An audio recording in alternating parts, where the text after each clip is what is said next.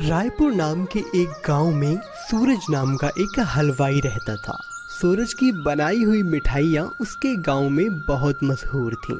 वो जितनी भी मिठाई रात भर बनाता वो सभी मिठाई दिन खत्म होने से पहले ही बिक जाया करती। उसके गांव के अलावा आसपास के गांव के लोग भी उसकी मिठाई के दीवाने थे। अरे सूरज भैया, जल्दी से 2 किलो मिठाई पैक कर दो। शहर से मेरी बेटी आई है और उसे तुम्हारी बनाई मिठाई बहुत पसंद है, इसलिए वह जब भी यहाँ आती है तुम्हारी दुकान की मिठाई लेकर ही जाती है। हाँ हाँ, मैं अभी पैक किए देता हूँ। सूरज की दुकान की मिठाई सभी लोगों को बहुत पसंद थी। सूरज बहुत ही सफाई और ईमानदारी से मिठाई बनाता था। सूरज की पत्नी संतो भी सूरज के साथ दुकान पर उसकी मदद करती थी। एक दिन सूरज की दुकान पर पास के शहर से एक मनोज नाम का व्यक्ति आया। अरे वाह भाई साहब, तुम्हारी दुकान की मिठाई का तो जवाब ही नहीं। शहर में मेरी भी मिठाई की दुकान है, परंतु तुम्हारी दुकान की मिठाई का स्वाद तो लाजवाब है। अरे बस शुक्रिया भाई साहब, मेरी भी मिठाई की दुकान है, परंतु तुम ऐसा गजब का स्वाद कहाँ से लाते हो, जरा हमें भी तो बताओ कुछ। बस साहब, मैं सारी मिठाइयाँ शुद्ध देसी घी में बनाता हूँ और देसी घी भी मेरी पत्नी खुद ही घर पर बनाती है। हमारे पास खुद की गाय है, उन्हीं का दूध निकालकर शुद्ध देसी घी तैयार करते हैं और उसी से सारी मिठाइयाँ बनाता हूँ साहब। अच्छा, तो अगर मैं तुमसे रोजाना 10 किलो मिठाई खरीदना चाहूँ तो क्या तुम बना सकते हो? मेरे पास जितना शुद्ध घी होता है मैं उतनी ही मिठाई बनाता हूँ और वह सारी तो मेरे अपने गाँव में ही शाम तक बिक जाती है। उससे ज्यादा मिठाई बनाना तो मेरे बस की बात नहीं है साहब। सूरज की पत्नी संतो भी उन दोनों की बातें सुन रही थी। वह थोड़ी लालची किस्म की औरत थी। मनोज के जाने के बाद वह अपने पति से बोली, अजी तुम्हारा दिमाग घुटनों में है क्या? वह आदमी 10 किलो मिठाई रोज लेना चाहता है तो तुमने मना क्यों कर दिया? अरे सोचो, उसको इतनी मिठाई बेचने पर हमें रोजाना कितना फायदा होगा। कैसे बिल्कुल अकल के पागल ही हो तुम। अरे तुम तो जानती हो कि मैं शुरू से ही अपने हाथों से बनाई शुद्ध घी की मिठाइयाँ बनाता हूँ। और जितना शुद्ध घी मेरे पास होगा मैं उतनी ही तो मिठाइयाँ बनाऊंगा ना। अरे मेरे कसम, हम बाजार से भी तो घी और खोया खरीद सकते हैं और फिर हम ज्यादा मिठाइयाँ बना पाएंगे और ज्यादा मुनाफा कमा पाएंगे। सूरज एक सीधा साधा व्यक्ति था। उसने कभी भी मिलावट या ज्यादा कमाने के बारे में नहीं सोचा था। हमारी मिठाइयाँ इसलिए इतनी ज्यादा मशहूर है क्योंकि वह घर की शुद्ध घी से बनती हैं। अब बाजार के लिए घी पर भरोसा नहीं कर सकता, पता नहीं उसमें कितनी मिलावट हो। अजी देखो, हम जितना समय घी बनाने में लगाते हैं उतना ही समय अगर हम किसी और मिठाई को बनाने में लगाएं तो हमें और ज्यादा फायदा होगा। और आजकल वैसे भी सभी हलवाई यही करते हैं। कल को मैं बाजार जाकर देसी घी ले आऊंगी और हम उसी से मिठाइयाँ बनाएंगे, किसी को कुछ पता नहीं चलेगा। संतों ने तरह तरह की बात बनाकर सूरज को अपनी सोच में फंसा लिया। अगले ही दिन संतो बाजार से घी खरीद कर लाती है। अजी सुनो, मैं बाजार से देसी घी खरीद कर लाई हूँ। आज दुगनी मात्रा में मिठाइयाँ बनाने की तैयारी करना और मनोज को भी 10 किलो मिठाई देने की बात पक्की कर लो। हाँ, संतो जैसा कहती जा रही थी, सूरज उसकी बातों में आकर वैसा ही करता चला गया। उसने बाजार से लाए घी में अपना शुद्ध घी मिलाकर बहुत सी मिठाइयाँ तैयार कर ली। मनोज मिठाई लेने के लिए सूरज की दुकान पर आया। अरे भैया, क्या मेरा ऑर्डर तैयार हो गया? मैं गाड़ी लेकर आया हूँ, उसमें तैयार मिठाइयाँ रखवा दो। सूरज ने जल्दी से मिठाइयों के डिब्बे मनोज की गाड़ी में रखवा दिए। मनोज बेटा, अगर आपको रोज 20 किलो मिठाई भी चाहिए तो हम बना दिया करेंगे। अरे वाह, ये तो बहुत अच्छी बात है। मैं रोजाना सुबह यहाँ से मिठाइयों का ऑर्डर ले जाया करूँगा। इसी तरह सूरज और संतो ज्यादा मिठाइयाँ बनाने लगे और उनको ज्यादा मुनाफा होने लगा। देखा आपने, हमारी मिठाइयाँ कितनी मशहूर हो रही हैं। मनोज रोजाना 20 किलो मिठाई ले जाता है, हमारा मुनाफा भी दोगुना हो गया है और आप तो बस ऐसे ही चिंता कर रहे थे। और हाँ देखा, स्वाद में भी कोई फर्क नहीं आया। सभी लोगों को आज भी हमारी मिठाई उतनी ही पसंद है। हाँ, तुम ठीक कह रही हो। बेकार ही मैं मेहनत करता रहता था घी बनाने में, फिर मिठाई बनाने में भी मुझे इतनी ही मेहनत लगती थी। सूरज का काम बहुत अच्छा चल रहा था। गांव में उसकी मिठाइयाँ खूब बिकती थी और शहर से भी अब तो ऑर्डर आने लगे थे। देखते ही देखते सूरज पैसे वाला बन गया और उसने कुछ और लोगों को भी काम पर रख लिया। उसकी बनाई हुई मिठाइयों की मांग दिनों दिन बढ़ने लगी। मिठाइयों की बढ़ती हुई मांग को देखकर संतोष सूरज से कहती है, अजी हमारी दुकान पर मिठाइयों की मांग दिनों दिन बढ़ती जा रही है। मैं सोच रही हूँ कि हमें शहर में मिठाई सप्लाई करने के लिए बाजार से ज्यादा खोया खरीदना पड़ेगा। हाँ तो ठीक है, हम ऐसा ही करते हैं, बाजार से बना बनाया खोया ले आते हैं और जितनी भी मांग मिठाई की है उसे पूरा करते हैं। कुछ दिन बाद उनकी दुकान के पड़ोस में रामू नाम के हलवाई ने भी अपनी दुकान खोल दी। रामू अपनी दुकान पर आने वाले ग्राहकों को शुरू में काफी डिस्काउंट देने लगा। देखो भैया, जो हमारी दुकान से मिठाई खरीदेगा उसे हम देंगे डिस्काउंट, जिसकी जितनी ज्यादा मिठाई उसे उतना ज्यादा डिस्काउंट। है ना कमाल की स्कीम। इस तरह से रामू ने पूरे गांव भर में अपनी दुकान की चर्चा करा ली और उसकी दुकान खूब चलने लगी। राजू एक चालाक आदमी था। एक दिन उसने सोचा कि अरे ससुरे, सूरज की दुकान ही बंद करवा दूं तो मुझे बहुत ज्यादा मुनाफा होगा। राजू ने एक आदमी को अपने पास बुलाया और उससे कहा, तू मेरा एक काम कर दे, उसके मैं तुझे बहुत पैसे दूंगा। मैं तुझे मिलावटी घी का कनस्तर दे रहा हूँ, इसे तू सूरज को सस्ते दामों में बेचा। वह आदमी घी का कनस्तर लेकर सूरज की दुकान पर चला जाता है और उसे बातों में फंसाकर मिठाई संतों को बेच आता है। उस नकली घी से बनी मिठाइयों को खा कर गांव के कई लोग बीमार हो जाते हैं और सूरज का धंधा चौपट हो जाता है, जिससे उसकी दुकान भी बंद हो जाती है। संतोष को एक दिन वही व्यक्ति मिलता है जिसने उसे नकली घी बेचा था। अरे तू तो वही आदमी है ना जिसने मुझे नकली घी बेचा था। सच सच बता, तुझे वो नकली घी कहाँ से मिला था? पता है ना, तेरे उस नकली घी की वजह से मेरी दुकान बंद हो गई है। तेरे उस नकली घी की ही बदौलत आज गांव में न जाने कितने लोग बीमार पड़े हैं। अब मुझे सच सच पता कि वो मिलावटी घी तू लाया कहाँ से था, वरना मैं तुझे पुलिस के हवाले कर दूंगी, समझा? अरे नहीं, देखो ऐसा मत करो, मैं तुम्हें अभी सच सच बताता हूँ। दरअसल मुझे राजू मिठाई वाले ने पैसे दिए थे वो नकली घी आपको बेचने के लिए। संतों को अब सारा खेल समझ में आ गया था और वो राजू को सबक सिखाने की सोचती है। अगले दिन संतों ने अपनी सहेली राधा को राजू की दुकान पर भेजा। राधा ने दुकान पर जाते ही राजू से कहा, अरे ओ बाबू, मने लागे थारी दुकान तो घनी बढ़िया चल है। हाँ जी, बस राम की कृपा है, 2 वक्त का खाने का जुगाड़ हो जाता है। एक बात तो बोल लूँ, आपकी दुकान और भी अच्छी चल सके अगर तुम मेरा बना हुआ घी इस्तेमाल करो मिठाई बनाने में। अरे मेरे घी के चर्चे तो दूर दूर तक हैं, बहुत कम दाम में बहुत अच्छा घी देती हूँ। हाँ। राजू लालच में आकर राधा की बात के बारे में सोचता है और उससे घी खरीदने के लिए राजी हो जाता है।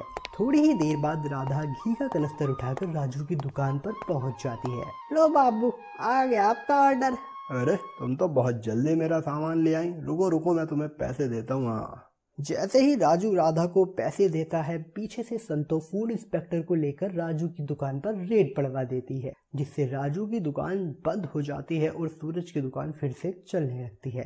सुनसान सड़क, रात के 11 बजे, ठंडी हवाएं और जंगल से जानवरों की आती आवाजें। ये दृश्य स्वयं भगवान के अतिरिक्त किसी को भी भयभीत कर सकता था। सरोज और मंगत इस बात से अनजान थे कि आगे उनके साथ क्या होने वाला था।